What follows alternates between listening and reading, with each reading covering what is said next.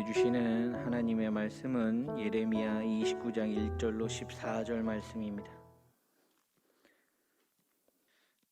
목소리로 함께 받겠습니다. 선지자 예레미야가 예루살렘에서 이 같은 편지를 느부갓네살이 예루살렘에서 바벨론으로 끌고 간 포로 중 남아있는 장로들과 제사장들과 선지자들과 모든 백성에게 보냈는데, 그때는 여고니아 왕과 왕후와 궁중 내시들과 유다와 예루살렘의 고관들과 기능공과 토공들이 예루살렘에서 떠난 후라. 유다의 왕 시드기야가 바벨론으로 보내어 바벨론의 왕 느부갓네살에게로 가게 한 사반의 아들 엘라사와 힐기야의 아들 그마랴 편으로 말하되, 만군의 여호와 이스라엘 하나님께서 예루살렘에서 바벨론으로 사로잡혀 가게 한 모든 포로에게 이와 같이 말씀하시니라. 너희는 집을 짓고 거기에 살며 텃밭을 만들고 그 열매를 먹으라. 아내를 맞이하여 자녀를 낳으며 너희 아들들이 아내를 맞이하여 너희 딸이 남편을 맞아 그들로 자녀를 낳게 하여 너희가 거기에서 번성하고 줄어들지 아니하게 하라. 너희는 내가 사로잡혀 가게 한 그 성읍의 평안을 구하고 그를 위하여 여호와께 기도하라. 이는 그 성읍이 평안함으로 너희도 평안할 것임이라. 만군의 여호와 이스라엘의 하나님께서 이와 같이 말하노라. 너희 중에 있는 선지자들에게와 점장이에게 미혹되지 말며 너희가 꾼 꿈도 고지 듣지 믿지 말라. 내가 그들을 보내지 아니하였어도 그들이 내 이름으로 거짓을 예언함이라. 여호와의 말씀이니라. 여호와께서 이와 같이 말씀하시니라. 바벨론에서 70년이 차면 내가 너희를 돌보고 나의 선한 말을 너희에게 성취하여 너희를 이곳으로 돌아오게 하리라. 여호와의 말씀이니라. 너희를 향한 나의 생각을 내가 아나니 평안이요 재앙이 아니니라. 너희에게 미래와 희망을 주는 것이니라. 너희가 내게 부르짖으며 내게 와서 기도하면 내가 너희들의 기도를 들을 것이요 너희가 온 마음으로 나를 구하면 나를 찾을 것이요 나를 만나리라. 이것은 여호와의 말씀이니라. 나는 너희들을 만날 것이며 너희를 포로된 중에서 다시 돌아오게 하되 내가 쫓아보내었던 나라들과 모든 곳에서 모아 사로잡혀 떠났던 그곳으로 돌아오게 하리라. 이것은 여호와의 말씀이니라. 아멘. 날씨가 이제 점점 여름이 되어가는 것 같아요. 덥습니다. 이제 땀도 나고 막 그러네요.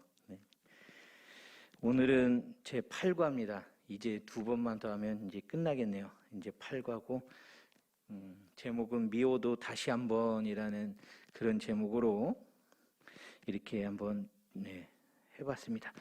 오늘은 예레미야 29장인데 이따가 돌아가시게 되면, 대구로 가시게 되면 예레미야 29장을 한번 읽어보시고, 이 6페이지에 있는 제가 성경 구절을 여러 군데를 써놨어요. 비교해서 읽어보시라고. 한 거기를 다 한번 찾아서 먼저 세세하게 한번 읽어보세요. 예레미야 29장을 한번 잘 읽어보시고, 그리고 6페이지에 있는 그 성경 구절들을 찾아서 한번 쭉 읽어보시기 바랍니다. 그러면 오늘 말씀이 좀 더 쉽게 이해가 될 거예요. 자, 이제 편안한 마음으로 이제 들으시면 되겠습니다. 우리가 살고 있는 이 사회는 여러 가지 규칙들과 또 규범들이 있죠. 그 규칙들과 규범들은 관습을 통해서 또는 사회적 합의를 통해서 만들어지게 됩니다.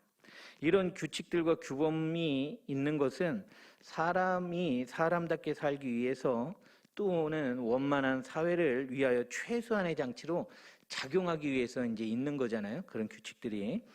이것을 크게 보면 우리가 사는 사회에서도 그렇지만 또 작은 단위로 보게 되면 우리 가정에서도 마찬가지입니다.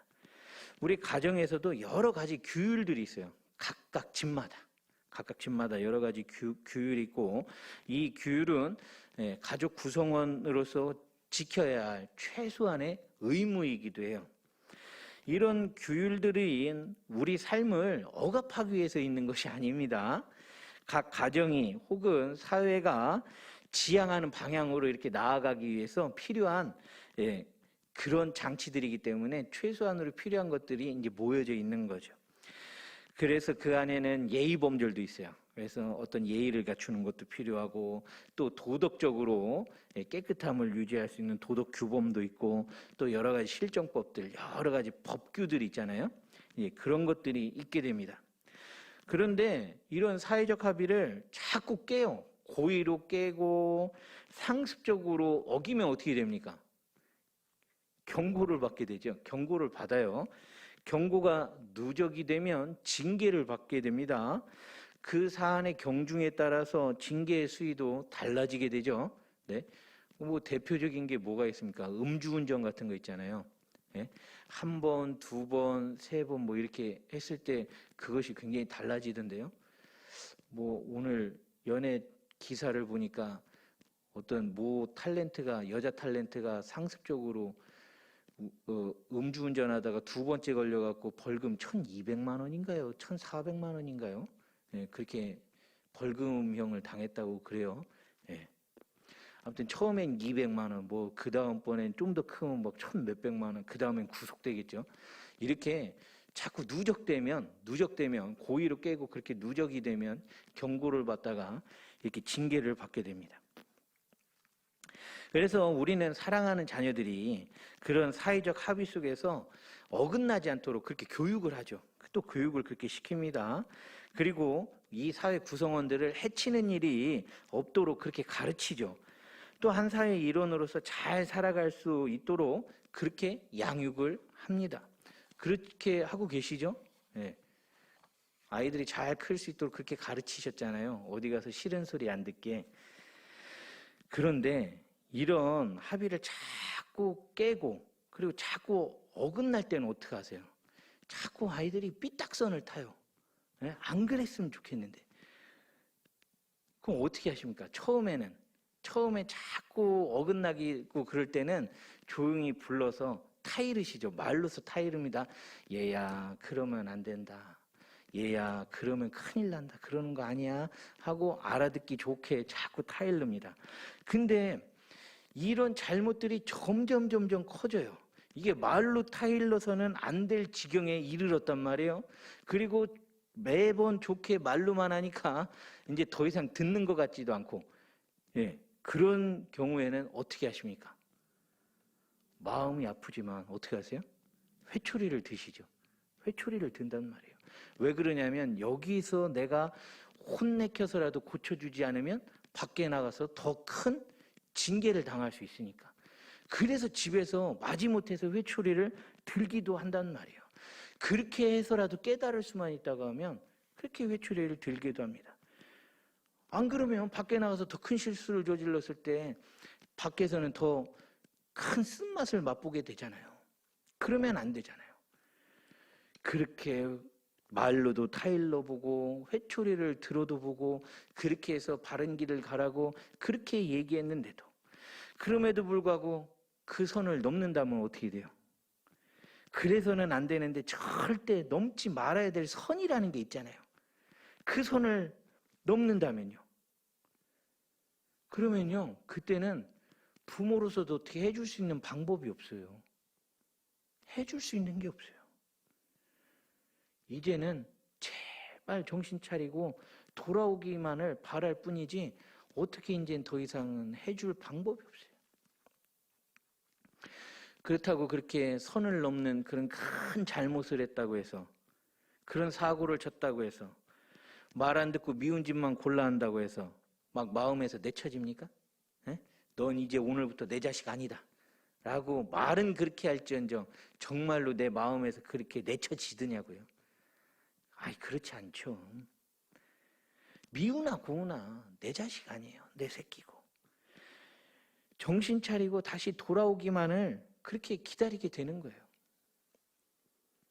남들은 아이고 저 집 애가 저렇대 이렇대 저렇대 막 수군수군 대고 또 때로는 그 잘못한 게 실수한 게 크면 욕도 할 거예요. 그런데요, 남이니까 그렇게 할 수 있는 거예요. 남이니까. 부모님들은 어떻습니까? 아무리 잘못했어도 그 녀석이 아무리 나쁜 짓을 했어도 끝까지 내 자식이에요. 그래서 끝까지 품을 수밖에 없는 거예요. 남들 욕한다고 같이 욕하나요, 내 자식을? 그렇게는 안 하시잖아요.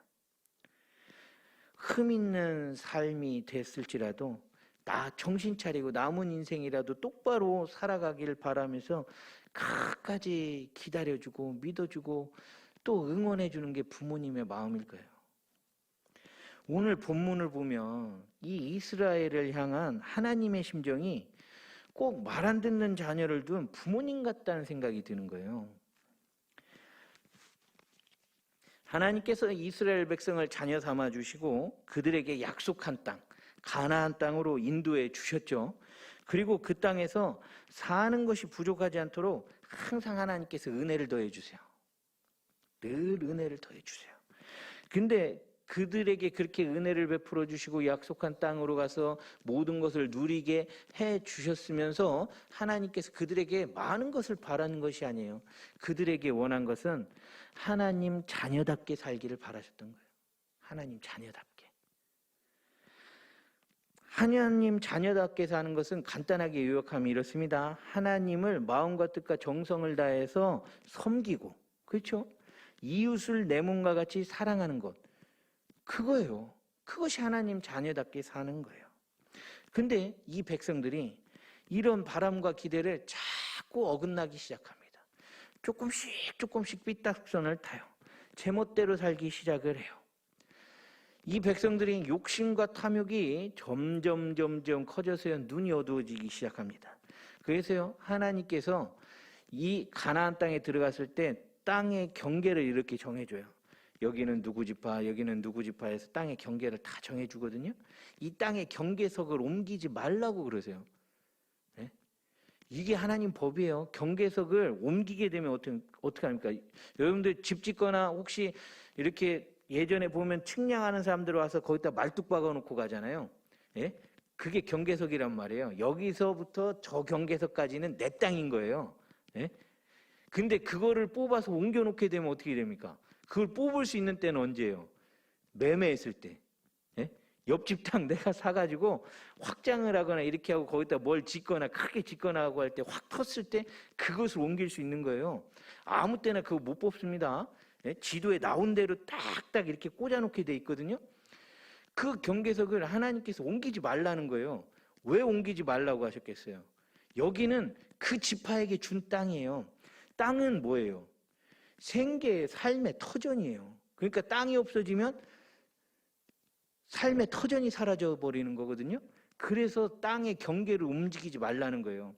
혹시라도 형편이 어려워서 땅을 팔게 되더라도 희년까지 남은, 그러니까 50년마다 희년이 한 번씩 오는데 이제 희년이 몇 년 남았는지 계산해서 그만큼 땅값을 계산해주고 희년이 되면 다시 돌려주라는 거예요. 그러니까 땅의 경계석을 옮길 필요가 없는 거예요. 그건 그대로 두고 어차피 50년 후에는 다시 돌아갈 거니까. 예? 처음부터 리셋되니까 그걸 옮기지 말라는 거예요. 그런데 이 백성들이 그 말씀을 한 번도 지킨 적이 없어요. 그래서 욕심에 눈이 어두운 사람들이 하나님 말씀을 우습게 알기 시작합니다. 그래서 자꾸 옆에 사람 땅을 사기 시작하고요. 땅을 빼앗고 나니까 힘들 때 돈 빌려주고 땅 빼앗고 나니까 그 다음에 뭘 뺏어와요? 그 자녀들을 노예로 삼기 시작하는 거예요. 종으로 삼기 시작하는 거예요. 부인도 잡아오기 시작하는 거예요. 그리고 그 지역에서 특산물로 이 공동체가 형성이 되어 있었는데 거기를 전부 다 특용작물로만 이제 짓기 시작합니다. 그래서 모두 다 똑같은 농사를 줘요. 올리브 농사하고 포도 농사하고 이런 것들만 짓게 돼요. 나머지는 뭐 다른 건 무역으로 구해야 되고, 그러니까 돈 있는 사람들만 점점 잘 살게 되고요. 피폐해지는 사람들은 계속 생겨나는 거예요.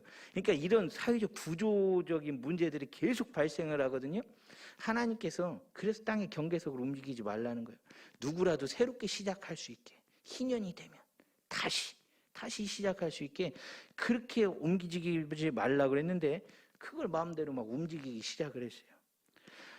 재판을 할 때도 억울한 일이 생기지 않도록 재판을 공정하게 하라고 말씀을 하셨는데 이거는 뭐 오늘날도 똑같잖아요. 재판이 어디 공정합니까? 한 번도 공정했던 적이 없었던 것 같아요. 마음에 흡족한 그런 재판을 본 적이 없는 것 같아요. 심지어 억울한 사람 생기지 않게 저울의 추도 속이지 말라는 거예요. 예? 그런데 이 저울의 추를 자꾸 속여가지고 물건을 속여서 팔기 시작을 합니다. 이런 일들이 막 비일비재하게 일어나는 거예요. 하나님께서 콕 집어서 야, 저울 추 갖고 장난치지 마 라고 하셨음에도 불구하고 그런 짓을 하는 거예요. 그리고 너희들도 애굽에 있을 때, 이집트에 있을 때 너희도 나그네였으니까 너희들도 나그네를 사랑하라는 거예요. 그래서 돌봄이 필요한 고아와 과부와 객, 너희들도 어려운 그 시절이 있었으니 그들을 잘 돌봐주거라. 잘 돌봐주거라. 그렇게 말씀을 하셨는데 이제 배부르고 등 따스고 보니까 그 시절이 생각이 안 나요. 이제 더 이상 돌볼 마음이 없는 거예요. 그리고요, 정치하는 사람들은요, 이제 자기 편의대로 자기 이익을 따라 움직이다 보니까 이사야서에 보게 되면 너의 손에 무고한 자의 피가 가득하대요. 무고한 자의 피가 가득하대요. 정치하는 사람들의 잘못된 정책으로 인해서 얼마나 많은 사람들이 피눈물을 흘립니까? 그런 거예요. 그런 것 때문에 무고한 자의 피가 너희들 손에 가득하다는 거예요. 이런 일들이 너무나도 많이 일어나고 있어요. 하나님만 섬겨야 할 이 백성이 하나님 외에 다른 신을 찾기 시작을 합니다. 그렇게 하나님에게서 멀어지기 시작하는 거예요. 이제 하나님 외에 없어도 살 수 있다라고 생각을 하기 시작을 하는 거예요. 이런 그들을 정신 차리게 하시려고 처음에는 하나님께서 선지자들을 자꾸 보내세요. 선지자들을 보내서 말로써 알아듣게도 하시고 타일르기도 하세요. 근데 그 사람들이 듣지를 않아요. 심지어는 거짓 선지자들이 일어나서 사람들 귀에 듣기 좋은 소리, 와, 막 이렇게 듣기 홀딱 빠질 만한 그런 듣기 좋은 소리만 하는 거짓 선지자들이 막 나타나서요. 진짜 하나님께서 보낸 선지자들을 거짓 선지자로 막 몰아붙여 갖고 내쫓기 시작합니다. 하나님의 선지자들을 괴롭히고 핍박하고 막 내쫓아요. 이런 일들을 해요. 아무리 말을 해도 듣지를 않아요. 그래서 이제는 그래서는 안 되겠다. 회초리를 한번 들어야겠다. 그래서 이웃 나라들을 일으켜서 그들을 괴롭게 하시죠. 그러면 그들이 죽겠다고 아우성을 칩니다. 그럼 하나님께서 또 그들을 구원하세요. 그렇게 해서 정신 차리고 돌아왔으면 좋은데 그때뿐이에요. 그때뿐. 이렇게 제멋대로 굴고 점점 악해지는 이 백성들을 어떻게 하면 좋을까요? 어떻게 하면 좋을까요? 말로 타일러도 듣지를 않아요. 회초리를 들어도 그때뿐이에요. 하나님은 아마 매우 괴로우셨을 거예요. 정신 차리게 하고 싶은데 방법이 없어요. 이대로 두면 이 백성이 너무 악해져서 이젠 도저히 돌이킬 방법도 없을 것 같다는 생각이 들으셨는지 하나님이 참 눈물을 머금고 결단을 하게 이릅니다. 그 결단은 그들에게 주셨던 그 땅에 세워졌던 그 나라를 없애버리시는 거예요.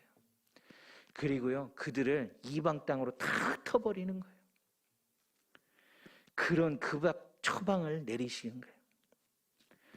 이제 자기가 살던 터전을 뺏기고 이제 이방 땅으로 알지 못하는 땅으로 다 끌려와서 그렇게 뿔뿔이 흩어진 그곳에서 살아가야 될 그 현실은 매우 가혹했겠죠. 여호수아를 따라서 가나안 땅으로 들어갔던 그때에는요, 하나님께서 모든 것을 예비해 두셨어요. 농사지을 땅도 잘 골라놓은 땅도 있었고 잘 가꾸어진 포도원도 하나님께서 준비해 주셨고 이들이 들어가서 살 집도 다 만들어 놓으셨고 그들이 모여 살 성읍도 아주 잘 준비해 두셨어요.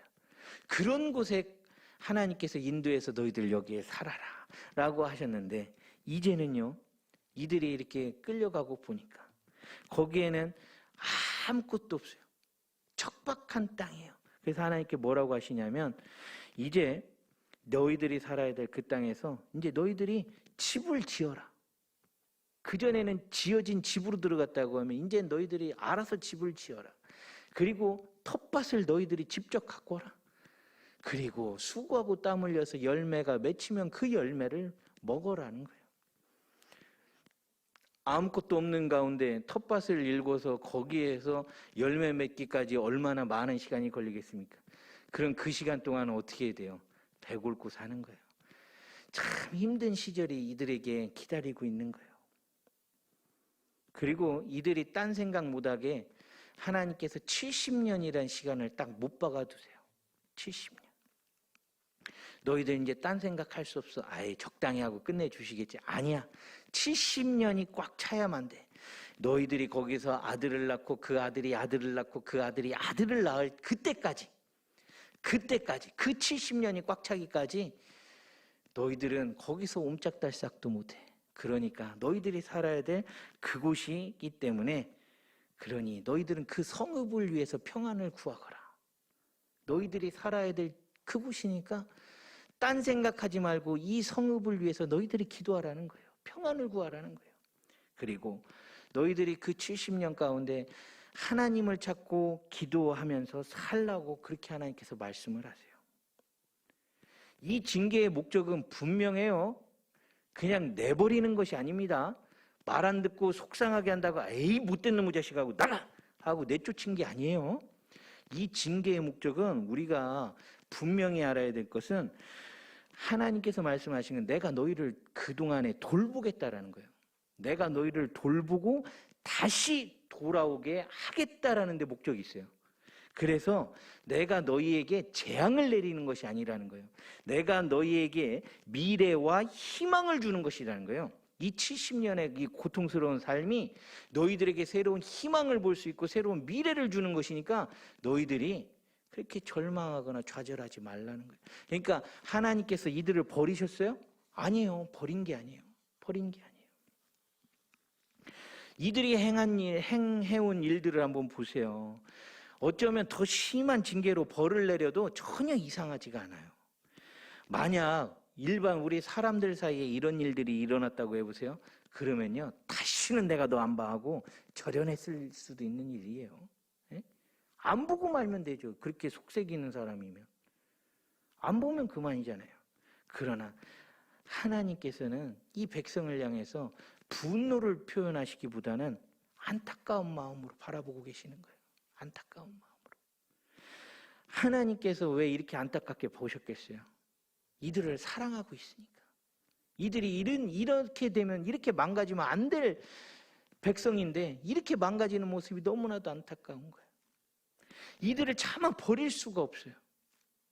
그래서 이들이 정신 차리고 회개하고 다시 돌아오기만을 간절히 하나님께서 바라셨던 거예요. 그래서요 이방 땅에 머물 수 있는 그 기간을 정해 놓으신 거예요.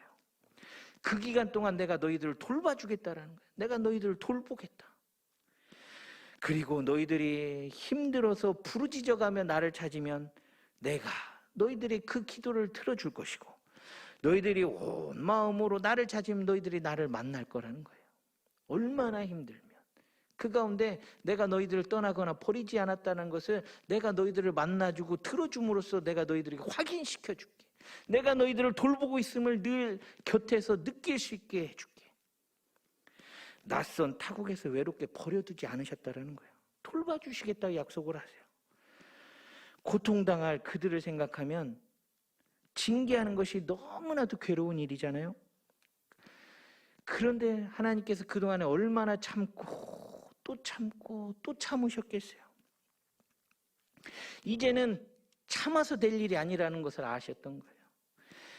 참는 것이 그들을 유익하게 하지 못한다는 것을 아셨기 때문에 마음이 아프지만 때리는 사람은 얼마나 마음이 더 고통스럽고 괴로웠겠어요. 그래도 결단하고 징계를 하셔야만 했던 그 하나님의 심정은 어땠겠어요? 어땠을까요?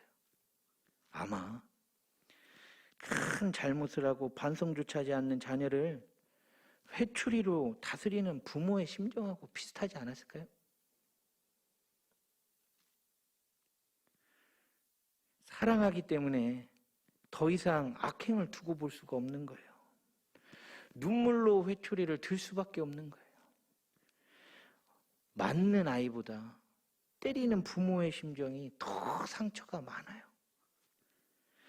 반성하고 깨닫기만을 돌아오기를 간절히 바라는 그런 심정으로 매맞은 자리를 또 어루만져 주셔가면서 눈물을 흘리시는 분이 우리 하나님이심을 믿으시기 바랍니다. 그분이 우리 하나님이세요. 우리를 향한 진심 어린 하나님의 그 사랑이 느껴지시는 우리 모두가 되시길 주님의 이름으로 축원합니다. 말씀을 생각하면서 침묵으로 기도하겠습니다.